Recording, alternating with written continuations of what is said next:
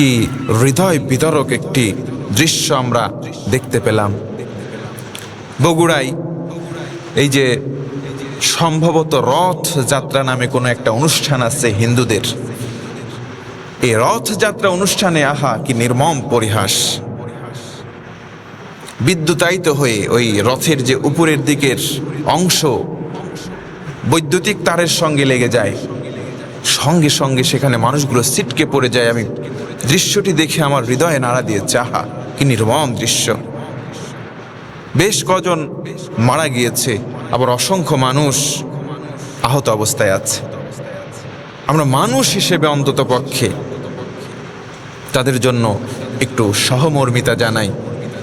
আমরা দোয়া করি আল্লাহর কাছে, আল্লাহ কোনো মানুষকেই তুমি এমন বিপদ আপদ আর মুসিবত দিও না, কারণ এগুলো নির্মম, এগুলো হৃদয় বিদারক, এগুলো দেখলে কষ্ট লাগে। আমরা নিজেরাও যেন ভুক্তভোগী না হই, অন্য কেউ যাতে এমন নির্মমভাবে মৃত্যুবরণ না করে।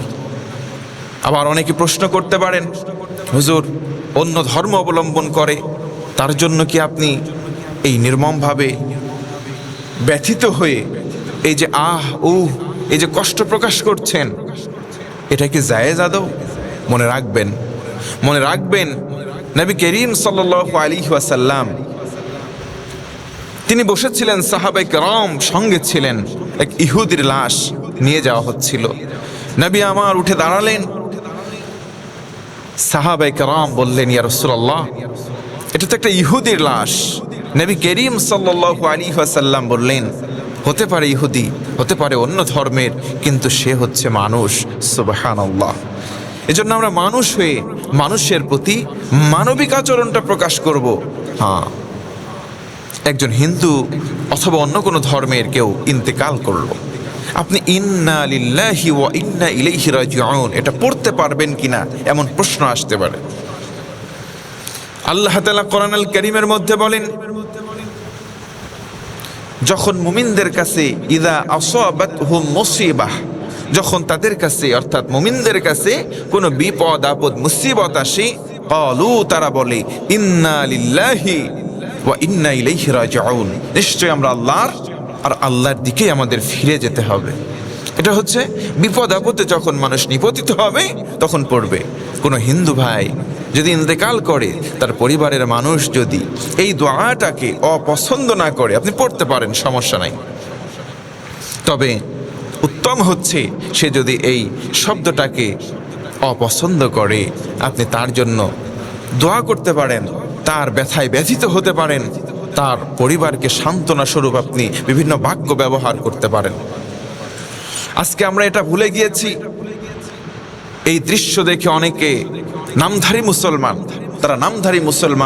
তারা আলহামদুলিল্লাহ পড়েছে। কেন রে ভাই? এই ঘটনা যদি কোনো নামাজের ক্ষেত্রে হতো, এই ঘটনা যদি অন্য কোনো মুসলমানদের অনুষ্ঠানে হতে পারত, স্বাভাবিক ব্যাপার, তাহলে কেমনটা হতো? এজন্য অন্যের কোনো বিপদ আপদ দেখে বিদ্রুপ না করে, ঠাট্টা না করে, সর্বপ্রথম আমাদের উচিত হবে সচেতন হওয়া। তারপরে আমরা একে অপরকে সমবেদনা জানাবো যদি কোনো বিপদ আপদ এমন মুসিবত হয়েই যায়। সকলের প্রতি উদাত্ত আহ্বান জানাই, কারো দুঃখ কষ্ট দেখে আপনি আনন্দ প্রকাশ করবেন না।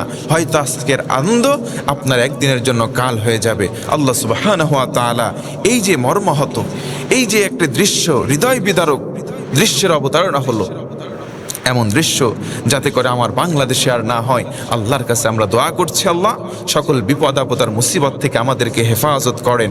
আর যারা অসুস্থ অবস্থায় আছে, আল্লাহ পাক যেন তাদেরকে শেফা দান করেন, এবং গোটা বাংলাদেশের যত মানুষ রয়েছে আমাদেরকে যেন আল্লাহ পাক হেফাজতের চাদরে আবৃত করে রাখেন। আল্লাহুম্মা আমিন।